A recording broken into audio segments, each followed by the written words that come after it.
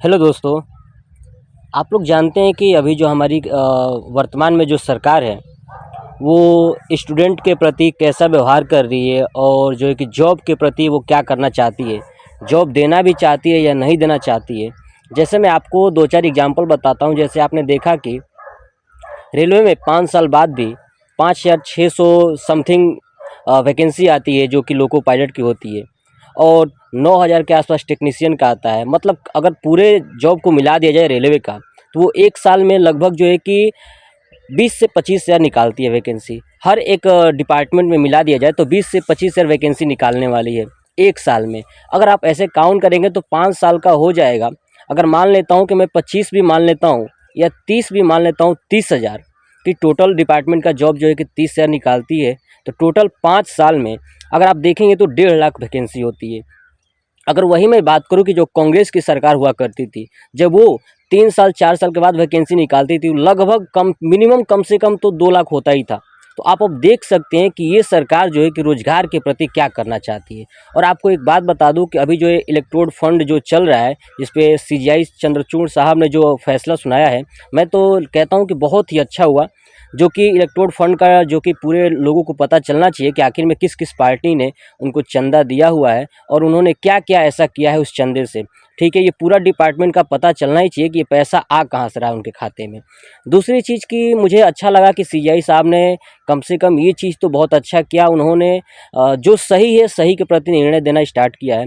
तो मैं अब मानता हूँ कि अब लोकतंत्र जो है कि खतरे से बच सकती है। जो लोकतंत्र माना जाता था खतरे में है, अब जो है कि बच सकती है। ऐसे ही मैं आशा करूंगा कि आप लोग हमेशा जो है कि इस बात सच्चाई के साथ रहें कि आपके साथ क्या हो रहा है। ठीक है, पार्टी के साथ आप रहेंगे तो ये बहुत बड़ी गलत है। मतलब बहुत सारे लोगों को मैंने देखा है कि जो लोग पार्टी के साथ रहते हैं, यार मैं इस पार्टी को पसंद करता हूँ, इस पार्टी को नहीं करता हूँ, बट ऐसा नहीं है। मैं जहाँ तक मानता हूँ कि मुझे वो लोग पसंद है जो अच्छे काम करते हैं। सिर्फ काम चाहिए मुझे, यानी हमारे समाज में जो रोज़गार चाहिए, बच्चों को रोज़गार चाहिए, सबको रोज़गार चाहिए, जीविका चलाने के लिए अच्छा संसाधन चाहिए, सब कुछ चाहिए, पैसा चाहिए, जो कि एक रोज़गार के माध्यम से ही दिया जा सकता है या रोज़गार उत्पन्न किया जा सकता है। अभी तो आप लोग देख रहे हैं कि रोज़गार जो है कि बंद किया जा रहा है। मतलब कि बहुत सारी कंपनियों को सरकार ने क्या किया, सेल कर दिया, बेच दिया। इसी यही कारण है कि रेलवे के डिपार्टमेंट को बेचने का कारण जो है कि बेचने के कारण ही ये इतना सीटें कम आ रही हैं, जो कि मुझे नहीं लगता कि सभी बच्चों को रोज़गार मिल पाएगा और सभी बच्चे जो है कि हताश निराश रहेंगे ही। मैं आशा करता हूँ कि आप लोग इस बात को समझ चुके होंगे कि हमें जो है कि जो सरकार निष्पक्ष काम करती हैं, आप उन्हीं का साथ दीजिए। ये नहीं कि ये सरकार से हम हैं तो इसी सरकार से देंगे, नहीं, जो सरकार अच्छा काम करे उन्हीं के साथ रहेंगे। ठीक है, ये नहीं कि हमारे परिवार वाले हैं, हम इनके ख़ानदान के हैं तो हम इन्हीं को सपोर्ट करेंगे, ऐसा कुछ नहीं है। जो अच्छा काम करे प्लीज़ आप उसी को सपोर्ट करिए। और आप लोग इतने समझदार तो हैं ही, आप लोग को दिख रहा होगा कि अभी देखिए इस सरकार के आने के कारण ही अब आपका रिचार्ज भी इतना महंगा हो गया है कि रिचार्ज जो है कि कम से कम अगर आप रिचार्ज नहीं करवाते हैं तो आपका सिम भी एक्टिवेट नहीं हो रहा है। अब आप देखिए इतनी महंगाई है और रोज़गार ख़त्म हो रहा है, ये सरकार कहाँ ले जाना चाहती है आपको, ये आप खुद सोच सकते हैं कि आपको ये कहाँ ले जाना चाहती है।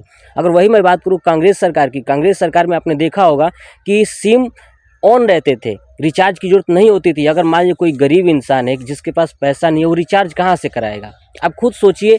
वो भी 28 दिन का एक मंथ कहाँ डिसाइड होता है कि 28 दिन का ही एक मंथ होता है। और देखिए बड़ी बड़ी उद्योगपति जितने भी हैं उनके लिए 28 दिन एक मंथ माना जाता है। और ये उद्योगपतियों की सरकार जो है ना, केवल उनकी ही भला करेगी और आम नागरिक की कुछ सुनने वाली है नहीं। अभी आप देखिए दिल्ली में जो किसान आंदोलन चल रहा है एमएनपी पे, उसका देख सकते हैं। यानी गरीबों का ये कोई सरकार है नहीं, ये केवल अमीरों के लिए ही है।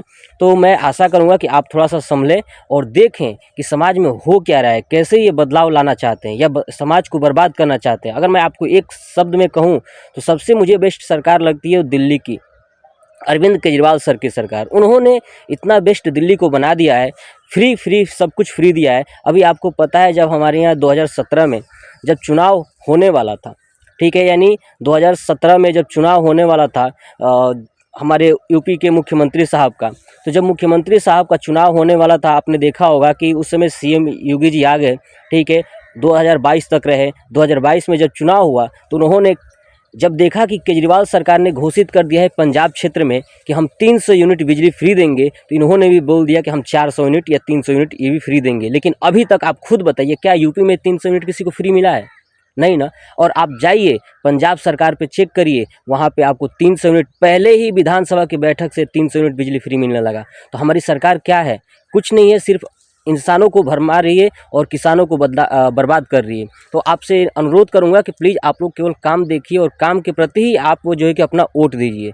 काम जिनका अच्छा लगे, आपको लगता है कि ये बेहतर काम करते हैं, ये मत देखिए कि हमारे पापा हैं, ऐसा नहीं करना है कि हमारे पापा हैं, नहीं, जो काम अच्छा करेगा उसको सपोर्ट करिए और उनको आगे बढ़ाइए और वो लोग ही आपके बारे में सोचेंगे। वरना जिन लोगों को हम अभी चुन के भेज रहे हैं ना, वो लोग सिर्फ उनके बारे में सोच रहे हैं जो उनको चंदा दे रहे हैं। जैसे इलेक्ट्रोल बॉन्ड में हुआ है, वो सब चंदा लेके अपना जो एक उद्योगपति चला रहे हैं और पूरे देश को बेच डालेंगे ये लोग। ठीक है, तो देश को बचाना है तो फिर सही निर्णय लेना पड़ेगा। ठीक है, तो जय हिंद, जय भारत। और मैं एक भारतीय हूँ, इसलिए भारतीय के नाते मैं आपसे ये अनुरोध करना चाहता हूँ कि आप प्लीज़ जो भी करें, निर्णय लें, वो बिल्कुल सोच समझ के निर्णय लें। इस बार 2024 आपको उज्जवल भविष्य बताएगा कि आप किसको वोट देते हैं और क्या तय करते हैं कि आपको कौन सी सरकार चाहिए।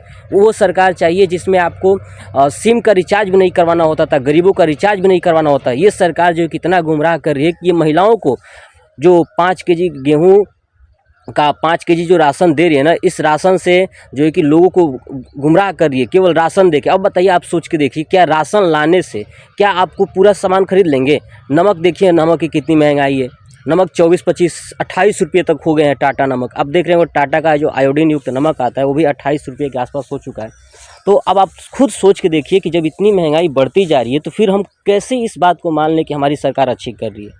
अब देखिए ना, आपको बस गेहूँ मिलने के हिसाब से गेहूँ चावल फ्री में दी जाती है, वो भी गेहूँ चावल अगर आप देखेंगे ना तो खाने के लायक नहीं है। अगर आप देखेंगे तो खाने के लायक नहीं, इतनी बेकार कंडीशन में हो गेहूँ, पता नहीं वो कहाँ से गेहूँ आता है। तो इतनी बेकार कंडीशन में सरकार केवल गुमराह कर रही है कि हमें वोट मिल जाए, हम चुनाव जीत जाएँ और फिर लोगों को ऐसे ही भरमाए रहें। तो आप खुद देखिए, अगर मैं ये कहता हूँ कि अगर हमारे समाज में ये गेहूँ चावल का वितरण न करके अगर किसानों को, जहाँ किसानों की सुविधा सिंचाई की ना हो वहाँ पे सिंचाई दिया जाए, खाद कम दाम में सस्ते रेट में उपलब्ध कराया जाए ताकि किसान आसानी से खेती कर सके। और किसान खेती करेंगे तो अनाज बहुत ही ज़्यादा होगा, और अनाज बहुत ही ज़्यादा होगा तो सरकार की गुलामी नहीं करनी पड़ेगी, सरकार के अनाज पर डिपेंड नहीं होना पड़ेगा। वैसे अनाज जो खाने के लायक नहीं बचता है। ठीक है, तो प्लीज़ आप लोग थोड़ा सा देखिए और आप लोग बिल्कुल, अगर आपको ये मेरी बात अच्छी लगती है तो प्लीज़ एक बार आप ज़रूर बताइए कि हाँ ये बात सही है और आप अपने आप को संभालिए। ऐसा नहीं कि आप दादा परदादा के पीछे पड़े हुए हैं कि नहीं ये हमारे हैं, इनको वोट देंगे तो आपको ही बर्बाद करके चले जाएंगे, क्योंकि उनकी लाइफ तो गई, अब आपकी लाइफ है, आपकी लाइफ को बर्बाद करके चले जाएंगे। तो जय हिंद, जय भारत, वंदे मातरम।